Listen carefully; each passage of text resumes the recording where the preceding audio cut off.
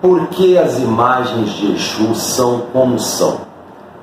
Pele vermelha, patas, asas, feições temerosas, muito assustadoras, não é mesmo? Vamos descobrir nesse vídeo. Eu sou Renato Bosco, teósofo, teólogo e dirigente da Casa de Pai Oxóssi, Caminho de Axé. Vamos lá.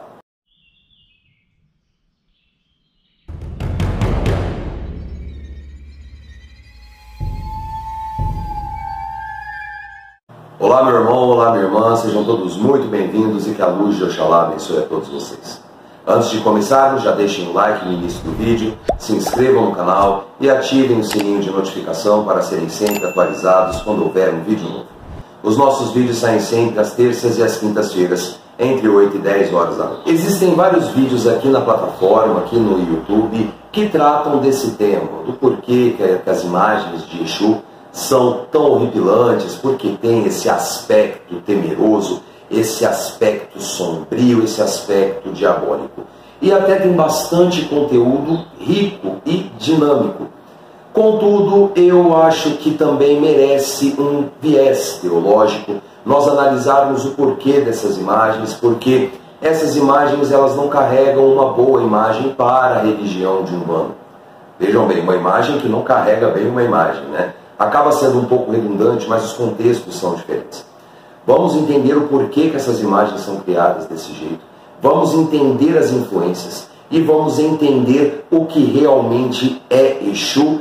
E no final do vídeo eu deixei um bônus respondendo duas perguntas que vão ser geradas depois desse conteúdo ser passado para todos vocês. Portanto, eu dividi em 4 partes, mais um, onde nós vamos ver a teologia histórica, uma influência muito forte nos anos 50, que acabou contribuindo muito para a percepção e confecção dessas imagens. Nós vamos falar o que é o Exu de verdade e aguardem até o final do vídeo. Vamos então ao nosso primeiro tópico, que seria um pouco de teologia histórica.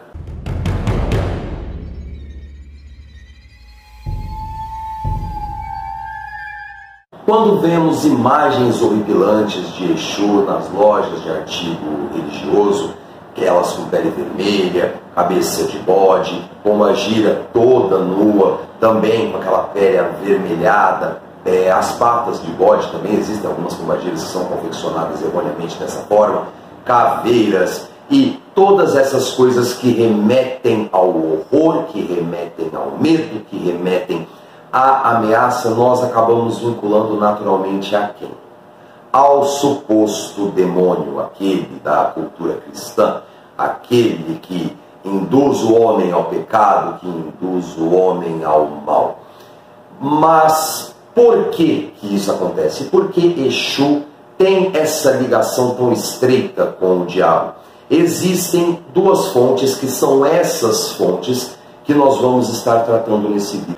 A primeira parte, que seria a parte da história, nós vamos remontar ao ano de 1560, mais ou menos, no período escravagista. Quando a escravidão começou no Brasil, os primeiros negros que vieram como escravos, que foram traficados como escravos, infelizmente, uma triste realidade, uma mancha eterna na história brasileira, foram os Bantus, um grande grupo etnolinguístico. Quando eu falo etnolinguístico, pessoal, para não ficar muito sem compreensão, é um povo que tinha a sua língua e a sua língua foi responsável pela disseminação do entorno. Então, por isso que é um grupo etnolinguístico. É uma cultura com uma língua que ajudou na formação dos outros campos, tá? Então, os Bantus eram um grupo etnolinguístico que habitava o centro e o sul do continente africano. E lá eles cultuavam suas divindades, eles também eram de cultos de nação, assim como grande parte da África no período, tá? Entre outras vertentes, né, religiosas, o Islã, o catolicismo, mas enfim, não vem ao caso agora neste contexto. Eles tinham o orixá, que era senhor dos caminhos, e este orixá não era Exu, esse orixá era Pambonindio, que acabava naquela cultura, para os Bantus, sendo o senhor dos caminhos. Um senhor que protege a nossa caminhada o Senhor da disciplina, o Senhor guardião das nossas vidas. E então, desta forma, eles tinham os seus cultos, e o culto do Senhor dos Caminhos era Pambolindila. Quando eles vieram para o Brasil, já traficados como escravos, os traficantes de escravos, que eram os responsáveis, viam esses escravos pedindo proteção para Pambolindila, e numa cultura que estava se formando as primeiras sociedades intolerantemente cristã, haja vista que o período de 1560, na Europa, por exemplo, estávamos tendo o Santo Ofício, que é mais conhecido como a Santa Inquisição. Então o catolicismo era imposto às comunidades, aos pagãos, a todos aqueles que não compactuavam com a religião católico-cristã. Então, voltando agora para o Brasil, os escravos já vieram para cá e os traficantes já falavam para feitores, senhores de engenho, que eles cultuavam o demônio, que eles chamavam o demônio de Pombogira. Por quê? Porque numa transliteração errônea, que eu falei num vídeo anterior aqui, eu vou deixar o card acima para que todos possam ver, uma transliteração equivocada, porque eles não sabiam falar o Bantu, e então ficou Pombogira. Então essa parte de Pombogira já existe há muito tempo. Só que esse Pombogira ou Pombagira, ele era considerado o demônio. Depois viria a ser as guardiãs femininas tão amadas e tão doces que nós conhecemos na nossa religião. Nos anos posteriores, com a vinda de outros povos da África, foi a vez dos Iorubás, que também é uma grande nação, que hoje seria mais ou menos a região da Nigéria. E lá eles já cultuavam o famigerado Exu, ou seja, Senhor dos Caminhos para a cultura Iorubá. E foi a mesma coisa de Pambolindila. Aqueles povos com suas culturas, com sua língua, com a sua forma de prestação de culto ao sagrado, traziam Exu como Senhor dos Caminhos, e seguiu a mesma história, por óbvio. A igreja, que era intolerante para outras religiões, sobretudo religiões politeístas, associada com a intolerância religiosa que ela mesma pregava com os feitores, os escravos, que eles eram impostos à conversão, que não conseguiam converter em regra, mas isso é assunto para outro vídeo. E então trataram já de associar Pambolindila, que eles chamavam de Pombogira, a Exu, e pronto. Ou seja, se tinha o demônio dos africanos, e é por isso mesmo que eles sofriam com todo o regime de escravidão. Não era somente por conta do seu tom de pele, não era somente por conta da sua condição social, mas sobretudo também pela crença. Tudo se resolvia na base da tortura, tudo se resolvia, infelizmente, na base do chicote.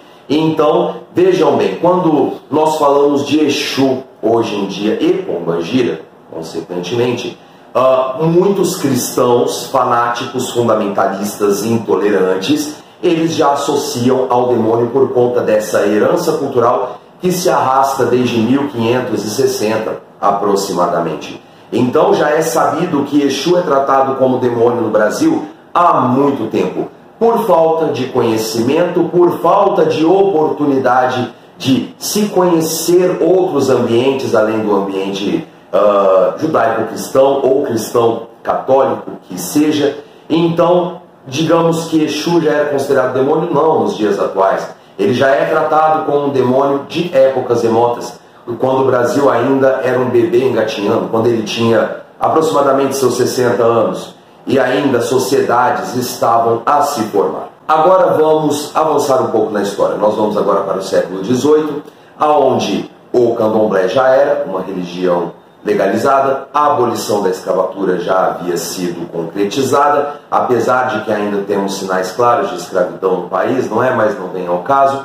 E surgiram o candomblé, e desses candomblés que foram se espalhando pelo Brasil afora, porque o candomblé ele é muito presente na Bahia, Paraíba, Pernambuco, no Rio de Janeiro também, No Rio de Janeiro, agora nós vamos focar no Rio de Janeiro, ele veio na forma de candomblé, só que depois veio na forma de macumbas cariocas. As macumbas cariocas, elas tinham muito do culto africano, e lá já tinha o trabalho de uma espiritualidade. E essa espiritualidade não era somente composta por pretos velhos e caboclos, já tinham os Exus e pombagiras que trabalhavam ativamente. Ah, claro, os malandros também. Acontece, meus irmãos e minhas irmãs, que o candomblé e suas subvertentes, dentre elas a macumba carioca, elas eram legalizadas, mas não deixaram de ser perseguidas. A sociedade cristã via que as macumbas cariocas aconteciam, as gírias de esquerda eram fechadas e se criava todo tipo de falácia, falando que lá pessoas incorporadas com espíritos impuros praticavam todo tipo de libertinagem, todo tipo de libidinosidade. Então as sociedades cristãs e o catolicismo na época, estou falando do século XVIII ainda, meio do século XVIII para frente, era muito presente. Ela só não torturava mais as pessoas fisicamente, mas as torturava com relação à sua fé. Associando as sociedades católico-cristãs da época com a mídia, que era mais sensacionalista do que é hoje, vocês podem acreditar. Então você tinha motivos para poder perseguir e derrubar as macumbas cariocas. As macumbas cariocas passaram a migrar para as umbandas após 1908, anos muito posteriores, por óbvio. Então, assim, a Umbanda acabou pegando elementos da macumba carioca e incorporando na sua formação. Dentre elas, os trabalhos com Exu e os trabalhos com pombagira. Então, meus irmãos e minhas irmãs, nós vemos que a herança histórica de demonização de Exu vem desde 1550. No começo do vídeo eu falei 1560, mas na verdade é 1550, perdão. Então vem desde 1550 essa herança cultural de que Exu é associado ao demônio. Agora nós vamos falar de um nome que surgiu nos anos 50, um pouco antes, mas essa obra foi a dos anos 50 e que trouxe mais força ainda para essa visão deturpada e diabólica de Exu. Estamos falando de Aloísio Fontinelli.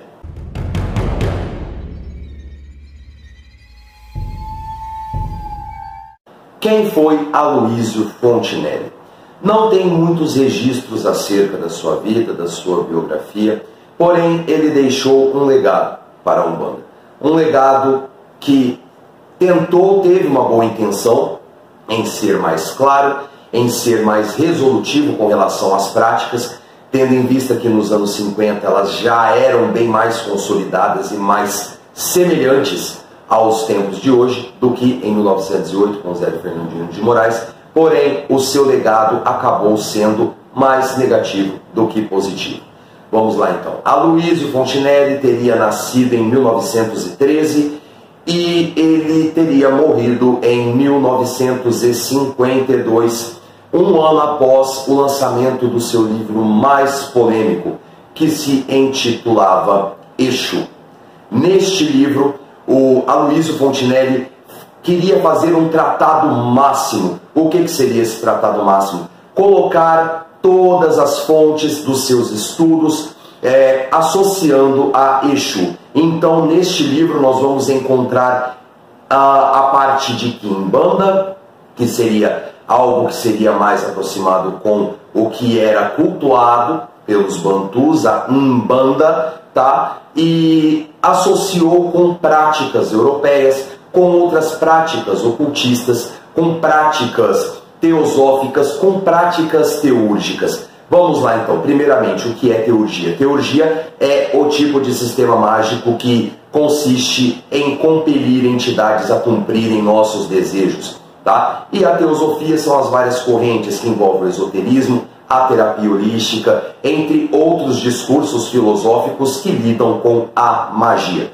Aloísio Fontinelli fez esse livro, ele elaborou, ele escreveu o livro de Exu, associando Goécia, associando cabala judaica, cabala draconiana, magia cipriânica, magia talismânica muito presente também, magia arriscada, entre outros sistemas que nós encontramos em correntes teosóficas, em correntes ocultistas, em sociedades secretas, né, que ainda continuam sendo secretas porque somente as pessoas sabem que estão lá no meio, Dentre essas ordens, a Ordo Saturnini, que seria a ordem de Saturno, também chamada de Ordo Fraternitas Saturnini, que seria a ordem da fraternidade de Saturno, entre outras correntes filosóficas. Ele, Aloysio Fontenelle, agregou conhecimentos e assim fez o seu suposto tratado máximo, que seria chamado de Exu.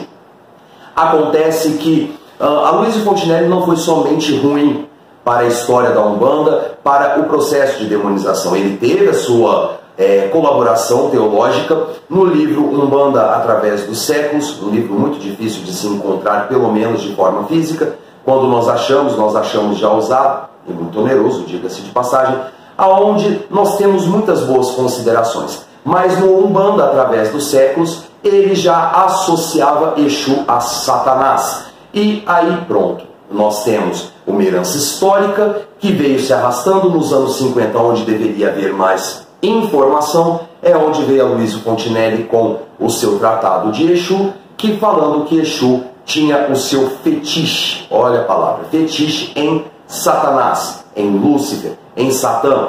E os Exus, eles eram sincretizados com os 72 demônios da Goécia, são vários. Nós poderíamos citar esses demônios, que na verdade não são demônios, são deuses antigos, mais antigos até mesmo do que as primeiras sociedades, que através da história e da arqueologia encontraram registros. Esses deuses acabaram se tornando demônios através do processo de demonização cristã, assim como Exu também foi demonizado. Então se fazem sincretismos, analogias a Exu Caveira com, por exemplo, não é essa a ordem certa, tá? Só vou falar alguns para vocês entenderem. Exu Caveira com Baal, Zé Pilintra com Chax, colocando o Grimori como Pombagira, e entre outras escabrosidades que ferem a imagem da Umbanda, porque a Umbanda, todos sabem, é amor e caridade, para de repente chegar um pseudo-tratado, e esse tratado ser o responsável pela intolerância, pelo preconceito que nós temos que enfrentar, que nós temos muitas vezes que engolir nos dias atuais. Nessa proposta de Aloysio Fontenelle de querer fazer o tratado de Exu juntando todas essas culturas, juntando todos esses elementos, o meio teosófico, o meio teúrgico, pode chamar ele o que é chamado de uma corrente dentro dessas filosofias como mago do caos. O que é a magia do caos? Só para a gente entender. Magia do caos é quando nós temos um aspirante, um praticante, um iniciado nas artes mágicas, e ele se utiliza de tudo que ele detém conhecimento. Dentre eles, a Goécia, magia cabalística, magia arriscada, bruxaria natural, feitiçaria, satanismo, e monta um conglomerado associando práticas com outras práticas, virando um emaranhado desordenado ou ordenado, não é importante isso, apenas para fazer cumprir os desejos do magista. E é isso o que aconteceu com Exu na vinda de Aloysio Fontenelle. Por quê? Porque Aloysio Fontenelle, da mesma forma que tem os teólogos, como eu e outros nomes muito maiores, com certeza, eles pegaram para estudar e encontraram essa forma caótica de associar Exu. Também tem aqueles que se simpatizaram, sobretudo quando se fala de Goécia, porque a Goécia ele é um sistema de invocação multipropósito. O que isso significa? Significa que se compele entidades do astral a cumprirem com os nossos desejos, pagando por um certo preço. E esse preço, geralmente, de acordo com outras doutrinas que acabaram saindo das doutrinas de Aloysio Fontenelle, fala que só se paga numa vida posterior, que Deus é todo misericordioso e tal, e tal, e tal. E não é bem assim que a banda toca. Deus é misericordioso, sim, mas nós pagamos por nossos erros, seja em terra, ou então seja no pós-vida, ou então até mesmo na própria reencarnação. Por mais que estamos contando a história de Aloysio Fontenelle e que ele tem a sua responsabilidade nas imagens de Exu parecendo demônios, Aloysio Fontenelle ele abominava a idolatria. Ele era contra as imagens de entidades, de santos, orixás e entre outras formas de culto às imagens. Acontece, meu irmão, acontece, minha irmã, que as imagens vieram com os seguidores de Aloysio Fontenelle. Já tínhamos as imagens dos pretos velhos, dos caboclos, dos herês, dos baianos, né, que eram imagens muito bonitinhas, E Aloysio Fontinelli colocando Exu associado ao inferno, colocando associado ao demônio, por óbvio, imagens de Exus iriam aparecer, e é onde essas imagens apareciam nas suas formas mais grotescas, onde nós temos imagens que tem uma perna de bode, uma perna humana, uma tem cauda, outra tem asa, outra tem cabeça de bode, outra é uma caveira, outra é pele na caveira, metade pele, metade caveira. E foi assim que começou a se surgir essas imagens. Um exemplo eu vou deixar aqui na tela para vocês, que eu usei no vídeo falando de quem é Exu Beelzebub. Nós temos a imagem de Exu Beelzebub como a imagem de Baphomet. Não é uma criação, não é algo que veio de clarividência, não é algo que veio de um processo mediúnico de canalização com o falangeiro de Beelzebub, meus irmãos e minhas irmãs. Se vocês pegarem a imagem de Baphomet e pegarem a imagem de Exu Beelzebub, elas são praticamente idênticas. Só se mudou uma coroa, colocando Beelzebub como Exu Mor, ou seja, um Exu coroado, rei de falanges e tudo mais, e associaram a Baphomet, que tem os mesmos elementos. Vocês podem comparar, vocês podem ver que não existe uma ligação que fala que, foi uma clarividência, foi aquilo. Não, foi copiado. Por quê? Dentre todos os elementos mágicos que Aloysio Fontinelli usava, um deles era a alta magia, escrito por Eliphas Levi. E Eliphas Levi fez o Baphomet, que hoje é associado a Beelzebub, porque Baphomet é a imagem do Deus perfeito de acordo com Eliphas Levi. E somente isso. Podemos então concluir nesse tópico que as imagens de Exu, que tem toda essa forma, a pele vermelha, que tem essa coisa assustadora, é apenas o fruto de uma demonologia que vem se arrastando desde o comecinho, lá em 1550, reforçada por Aloysio Fontinelli, disseminada para simpatizantes, e hoje nós temos a grande dor de cabeça que nós temos hoje. Porque particularmente, meus irmãos e minhas irmãs, eu não gosto de chegar numa loja de artigos religiosos, a qual eu vou com muita frequência, afinal o terreiro precisa de abastecimento constante, e encontrar essas imagens. Muito pelo contrário, essas imagens me deixam muito triste, porque sabendo quem é Exu, e nós vamos falar sobre ele mais para o final do vídeo, nós sabemos que eles não têm nada a ver com o inferno, não tem nada a ver com o mal, não tem nada a ver com os demônios que tentam infundir que eles são.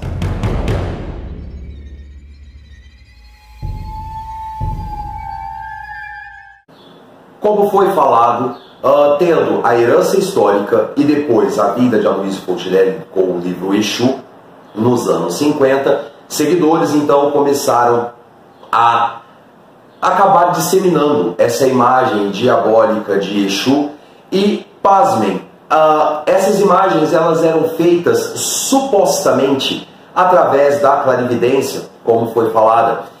E também de outra forma, médiuns incorporavam Exus, certo? E esses Exus falavam que era desse jeito. Eles mandavam para os santeiros, que são as pessoas que esculpem imagens religiosas, imagens de santos. Mandavam para santeiros, pagavam por obviamente, e depois esses santeiros acabavam fazendo essa imagem como elas realmente seriam.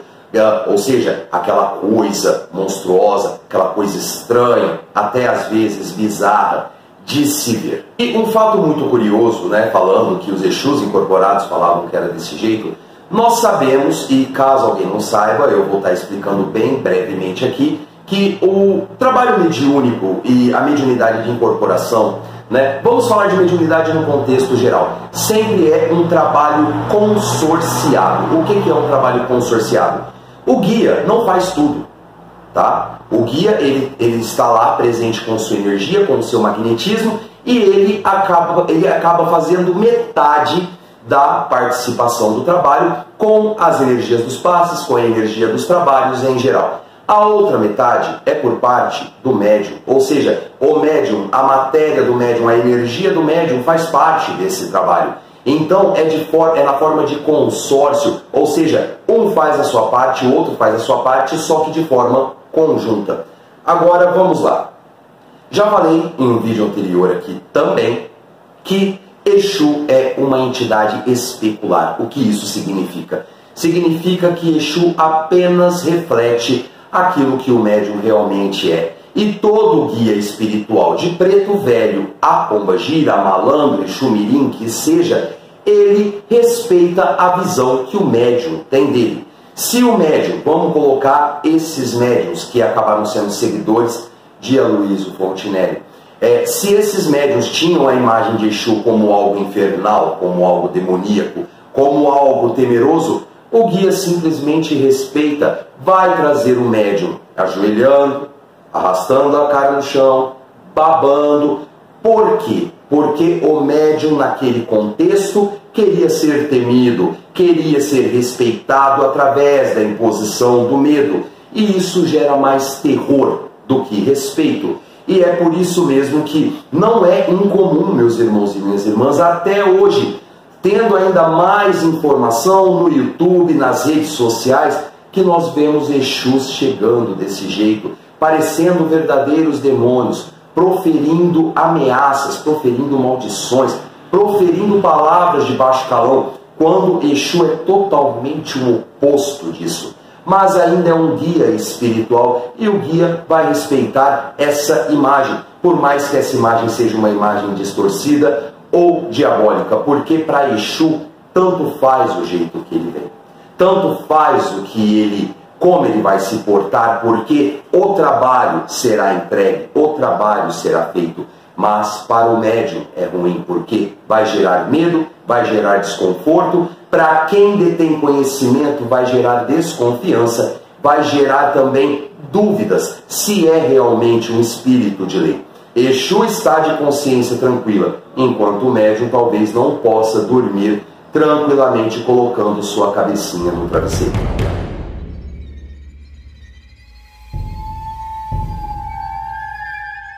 E claro, não poderia encerrar esse vídeo sem falar quem é Exu de verdade. Parece muito óbvio, porque hoje tem muita informação e tem, de fato, pessoas muito esclarecidas. Mas precisamos deixar claro, Exu não é demônio. Nunca foi, jamais será. Exu, o orixá do povo Iorubá, ele não tem nenhuma ligação com o demônio. Aliás, nenhum tipo de sincretismo católico tem a ver com os cultos de nação, por mais que a Umbanda os agregue.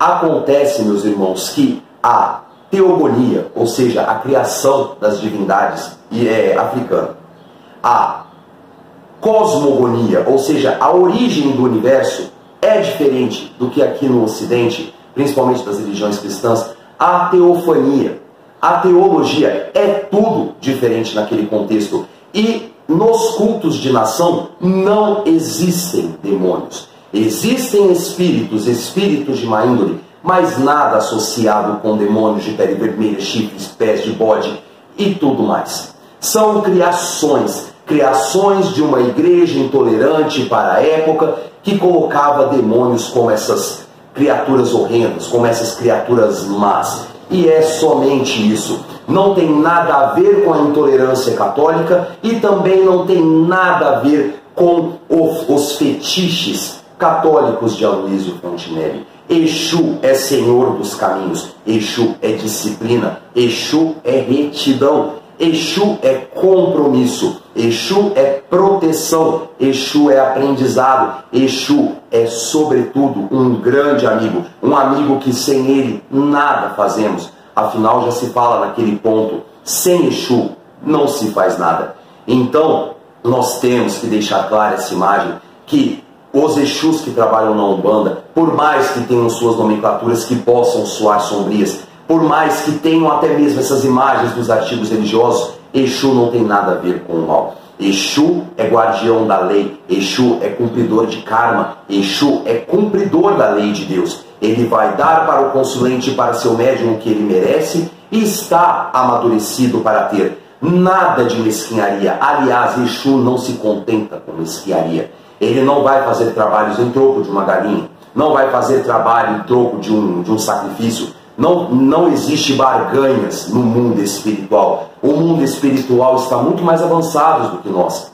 E uma vez que são mais avançados, eles sabem que as coisas não funcionam na barganha.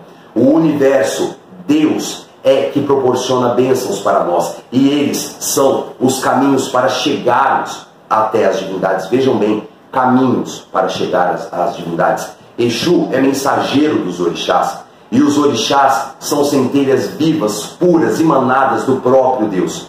Portanto, esse é Exu, meus irmãos e minhas irmãs. Nada a ver com essa herança demoníaca, diabólica, escabrosa, infernal, que insistem até hoje em colocar nos dias atuais. Sejam aqueles que vão por desinformação, só que a desinformação hoje já não é mais desculpa, haja vista que hoje existe abundância de conhecimento, graças a Deus, e principalmente não é desculpa para aqueles que seguem o caminho da quiumbanda, aquela quimbanda que foi alicerçada por Aloysio Fontinelli, que é galgada na feitiçaria, na magia, em não ver o bem do próximo, em apenas fazer aquilo que a sua vontade e ego determinam. E claro, eu não poderia me esquecer, Exu já foi um espírito humano.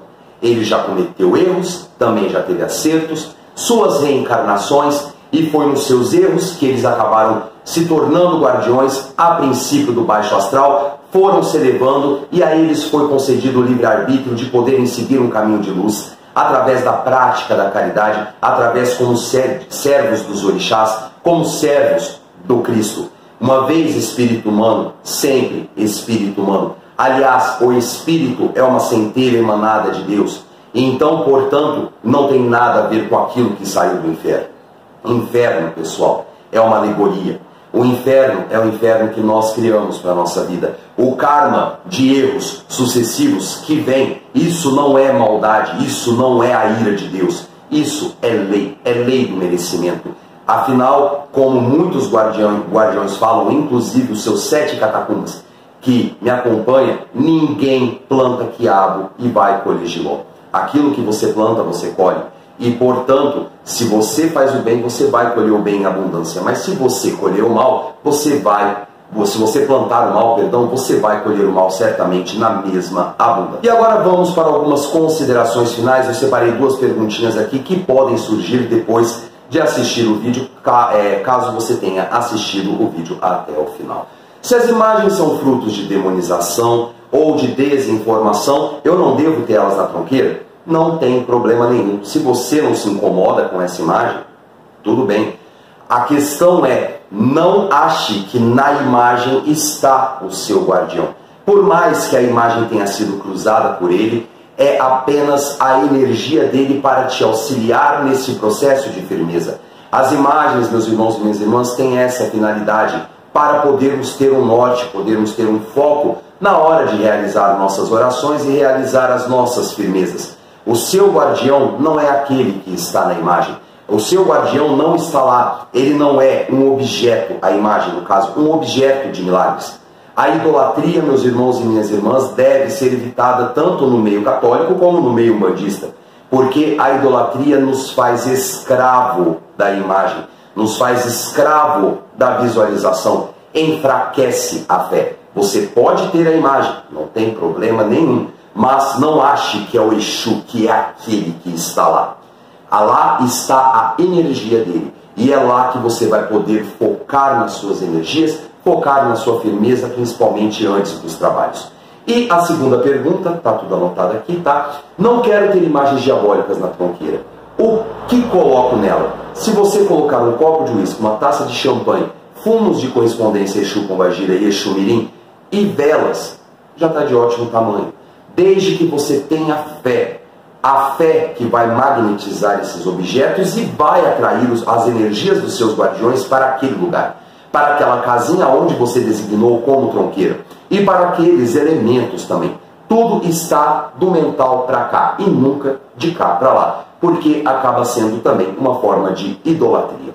Eu vou ficando por aqui, muito obrigado por sua audiência. Se gostou do vídeo, por favor, deixe seu like. É importante para que o YouTube entenda que estamos produzindo um bom conteúdo. Foi um vídeo mais trabalhoso também, então seria muito bom ter o feedback do maior número de pessoas possível.